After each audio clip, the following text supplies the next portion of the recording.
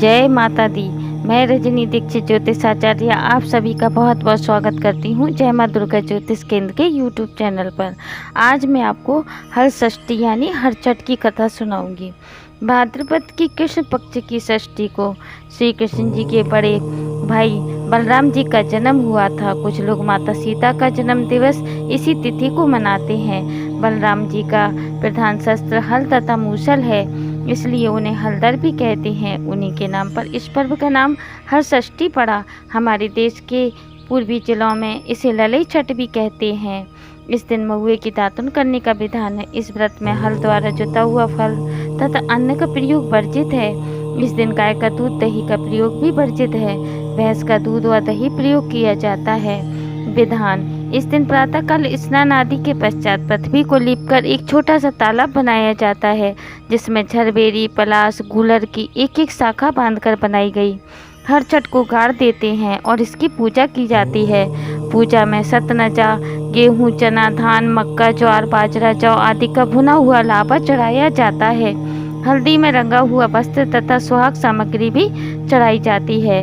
पूजन के बाद निम्न मंत्रों से प्रार्थना की जाती है। गंगा के द्वारे पर कुशावती बिल्व के नील पर्वते स्नात्या कनखले देवी हरम संदवती पतिम ललिते सुगवे देवी सुख सौभाग्यदायिनी अनंत देहि सौभाग्य मह्यम तुभ्यम नमो नमः।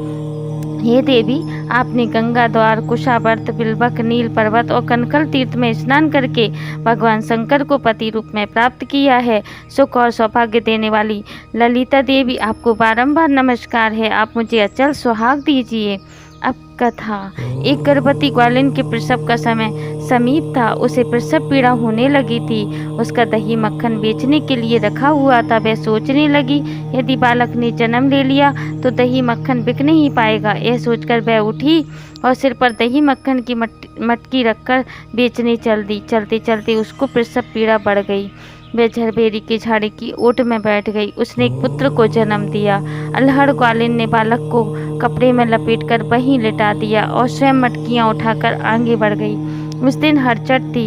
यद्यपि उसका दूध व मक्खन गाय भैंस का मिला जुला था, पर उसने बेचते समय यही बताया था कि वह केवल भैंस का है, इसलिए उसका दूध दही बिक गया। जहाँ ग्वालिन ने बच्चे को छुपाया था, वहाँ एक किसान हल चला रहा था। उसके बैल बिदक कर खेत की मेड़ पर जा चढ़े। हल की नोक बच्चे के पेट से टकरा जाने से बच्चे का पेट फट गया। किसान ने तत्काल झरबेरी के कांटों से बच्चे के पेट में टाँके लगाकर उसे वहीं पड़ा रहने दिया। ग्वालिन ने लौटकर बच्चे को मृत पाया। ग्वालिन ने सोचा, यह मेरे पाप का फल है। मैंने आज हर छठ के दिन व्रत करने वाली अनेक स्त्रियों को गाय का दूध दही बेचकर उनका व्रत भंग किया है। उसी का मुझे दंड मिला है कि मेरा बच्चा मर गया। उसने सोचा, मुझे लौटकर अपना पाप स्वीकार कर प्रायश्चित करना चाहिए। वह लौटकर वहां आई जहां उसने दूध दही बेचा था। उसने गली मोहल्ले में घूम घूम कर अपने दूध दही का सारा रहस्य जोर जोर से आवाज़ लगाकर प्रकट कर दिया। यह सुनकर स्त्रियों ने अपनी धर्म रक्षा के विचार से उसे आशीष दी। जब वह वापस उसी खेत में पहुंची तो उसे अपना पुत्र जीवित अवस्था में मिला। उसी दिन से उसने ग्वालिन ने पाप छिपाने के लिए कभी झूठ न बोलने का प्रण किया। तो दोस्तों, यह थी हर छठ व्रत की कथा।